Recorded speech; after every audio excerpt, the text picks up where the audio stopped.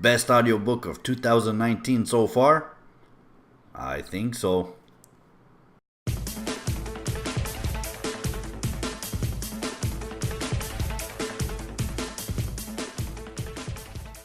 Welcome to another edition of Drotalks Audiobooks. Dro here. Today I'm going to be discussing Life Reset, written by Shermer Kuznets and narrated by Jeff Hayes. So, Life Reset is book one of the New Era Online series, which I believe is going to be a trilogy. Right now, all three books are available in written and ebook form, but only two books, book 1 and 2, are available via audiobook form. Yeah, I mean, it is what it is. So, with that, could this be the best audiobook I've listened to 2019 so far? Absolutely. And let me explain why. But before I explain why, let me tell you how I came to become aware of this book, because give me 3 weeks ago, I did not even know this series existed. I learned this because, as you know, I am planning on doing a collaboration with one of my favorite audiobook or book related channels in general, Dany Bates Audiobook Reviews. A link to his channel will be in the description below. We're a little bit behind schedule, being that this is our first collaboration. We're still working through some technical opportunities there. But in that discussion, this was a book that was recommended to him by one of his subscribers, and he therefore recommended it to me. Dany Bates has never let me down in the past, so I immediately downloaded this book and I started just absorbing it. It was so good that I went through book 1, immediately purchased book 2, and immediately absorbed that as well. So look forward to book 2 review coming up soon as well. And as soon as book 3 is released in audiobook format, I'm definitely going to purchase that and listen to that as well. So actually, Dany Bates, I'm mentioning him a lot, but he really does have a great channel. So if you haven't watched his channel, definitely highly recommend you check it out. Being that we kind of obtained these books at the same time, he actually released a review to this book yesterday, and you'll see my review today. And if you're seeing this and, not when it comes out, that's going to not really mean anything to you. So he released it on a Friday. I released it on the following Saturday. It wasn't planned. It's just kind of the way it happened. So why all this hype? Why is this book good, and what is this book?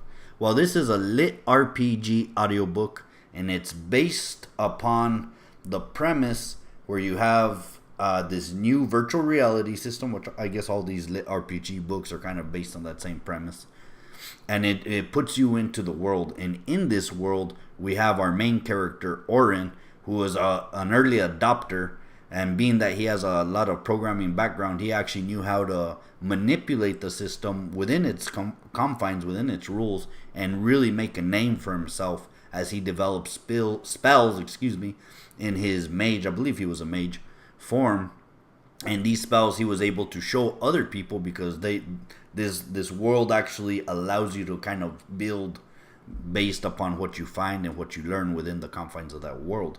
And if you're the first to develop a new type of skill, you get what's called a prime badge, and you are the only individual that can actually show how to do this skill. Even if you show someone else, they are restricted by the system to teach that to anyone else. So being that Oren was an early adopter, that he had a good head on his shoulders, and he developed a plethora of mana-based skills, he quickly gained a following and quickly built a guild, quickly left his job and dedicated completely professionally to this game. And that's actually how he made his livelihood, because 100 gold in the game could actually be translated to monetary value in the real world. Going back to the book, Orwin, he developed this huge guild. He's the guild master, and he gets betrayed by his second in command, and they use a very rare spell that was developed in the debugging session that should have been taken away, and he gets turned into a monster, specifically a goblin. And then he gets teleported into the vast part of the world that's unexplored by any of the players, because it's so far away and so secluded. And this game was not set up for players to be playing a monster race. So Oren, what normally happens is these individuals that have this spell or this curse placed upon them, they delete their characters. Well, Oren refuses to delete his character because if he does, his prime badges will go to his next in command, which is the guy that betrayed him. So he's like, you guys ain't getting those from me. So he starts actually playing as a goblin race, and he's actually enjoying it. So then he logs off, and he talks to one of his friends, one of his good friends that actually works for the game, and explains his situation. And his friend tells him, delete that character. But Orwin's like, I can't delete that character. They're going to get my prime badges. It's like, we'll figure something else, but delete that character. I said, this is, even though this is just a game, this game is literally attached to your brain. And we're not meant to play as goblins. These spells that were placed were not meant to be there. We're trying to collect them back. We're trying to find them. He said, but the safest thing you can do is just delete this character. Talk about foreshadowing. So Orwin ignores his friend, continues to play with his character. He said, well, if anything gets too out of hand, I'll just log off and delete the character. Until he kills the boss of the clan that kind of adopted him in the beginning. He was going through these quests. He killed the totem, the goblin totem, and then havoc ensued. He could not log off. The AI that controls this whole world didn't know what to do with him. And basically it turned him into like a hybrid character where he had some of the abilities of a player and he had some of the abilities of a NPC, a non-playable character. And he just got stuck on this world. All his log off options, everything was gone. And in through this, the original AI, the seed AI that was in that totem boss, started haunting a cavern. And this becomes basically your exposition tool, but it's done very well. This exposition tool, this character, ends up kind of accompanying Oren and helping him translate the gibberish that only an AI could really understand into more bite-sized morsels that Orwin can understand. And here we go. So I did an audiobook review on Bushido Online, and one of my only gripes about that is this whole story took place, and our main character in that story, I asked, when did he log off? When did he use the bathroom? When did he eat? That kind of nagging little voice. I mean, you poke holes in stories. You shouldn't poke holes in stories, but that little nagging voice just kept me as like, man, when's this guy going to log off? So here, they address that. He can't log off. And then they talk about the ramifications of that. He actually meets with the company. He contacts his friend via email system. He tells him he can't log off. Lawyers get involved. It's very crazy, very surreal, very realistic. I could see this happening. And he's stuck in the game. And really the lawyers say, you know what? It's both our faults. You were warned to log off. You didn't. They con him into signing a bunch of NDAs and agreements. So basically they say, you must reach tier level 4, and then we will be able to find you and log you off. Until then, there's nothing we can do. The only thing we can do is take care of your body, make sure you're fed, make sure you have the best medical care available, and are in the best type of system, best bandwidth. So they cover him from that end. So that kind of takes that nagging voice like, hey, how is he surviving all this time? Well, now you know how he's surviving. And then now he's stuck in this world. So for the majority of this book, Orwin's path is leveling up. That's what he's doing. And how does he do that? He has to build an establishment. He has to build a base that, all these players will come and destroy, because that's what players do. They come to defeat these bosses. But he's a tier 1 boss. He needs to get to a tier 4. And players can beat tier 12 bosses. I don't remember exactly how the numbering system goes. I think 8 is actually the highest. But players actually challenge and defeat tier 8 bosses. So Orwin, he's in a tough spot right now. If players were to come, he would lose. And then if they keep coming, he would never be able to get a chance to level up. What saves him is he's in a very isolated part of the game, so he gives him time. So this LITRPG, granted this is my second LITRPG audiobook I've listened to, but it is different than the first. And this one really focuses on how Orwin builds his base. And you get really invested in what he's building. Anyone that's ever played Civilization is going to love this book. I know when they throw out stats, sometimes you can kind of get annoyed. But for me, I just was feeding it and I was thinking, and it was helping me like, okay, so now, now he needs a mess hall.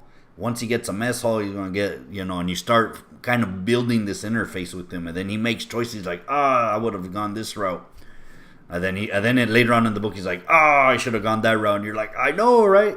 So it is, you get very invested in him building this establishment. You get invested in how he's leveling up, how he's creating new spells, and how he's kind of creating this new path forward. And it is like I said, you get very invested in it. But then this good time turns really bad. So the whole book, as Oren's building this up, he sees himself as a player stuck in the game. But you can see that he does start losing grips with reality. There are two different time speeds. There's the normal time speed, which is our normal time that the players log in, and there's the monster time speed, which I believe is 10 times faster. So he's at this very high time expanse. So an hour for one person is 10 hours for him, and vice versa, and you just keep going that. So even though a week passes by in the real world, I mean, he's been there for 10 weeks. So you can imagine how he's living a much longer life in this game, and he's starting to have trouble separating himself from the game. And this really drives to a conclusion when he fights another, I believe it was a tier 3 boss, and he fails, and there's torture that happens, and then Orwin really understands the underbelly of this game and this system, as he feels this torture because his brain is hooked up to the machine, and he really begins to lose grip with reality. Because in the end, if you can feel it, if you can taste it, if you are so in sync with the world and your senses believe it to be true, even extreme pain, that becomes your reality. That is reality. And his mind kind of starts to fracture, and this allows him to truly embrace his situation and become that goblin totem. I can't stress how great this book was. The narration was fantastic. Jeff Hayes, I want to say this is the first audiobook from Jeff Hayes I've ever listened to, but man, does he knock it out of the park. Phenomenal. A lot of characters, monster voices galore. I mean, he even adds his own sound effects. He does a phenomenal job. And for the story itself, it is well done. Again, this is my second lit RPG book, but I am like hooked. Like, this is my new, it's fantasy, sci-fi, and now officially coming to full circle lit RPG. This is a genre that if you have never tried it and you like gaming, even at whatever type of level, I highly recommend you try and check this out. You will definitely not regret it. That was a lot. So, this is my favorite audiobook of 2019 so far. I've been waiting for this moment to come. I've listened to some other good ones. There were contenders, but it. Once you listen to it, once it gets you in there, as soon as I finished book 1, I purchased book 2, and I immediately absorbed that as well. And now I am waiting for the release of book 3. Can't wait till it gets here. This is a great story. As I mentioned, I highly recommend it. So have you listened to Life Reset or any lit RPG? What is your favorite lit RPG? And what in this book most shocked you, intrigued you? Comment below.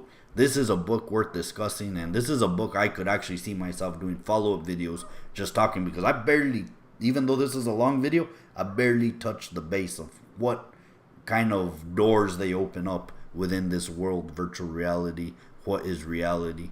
This is a concept that is very intriguing, and I really enjoy it. So, as always, thank you very much for listening.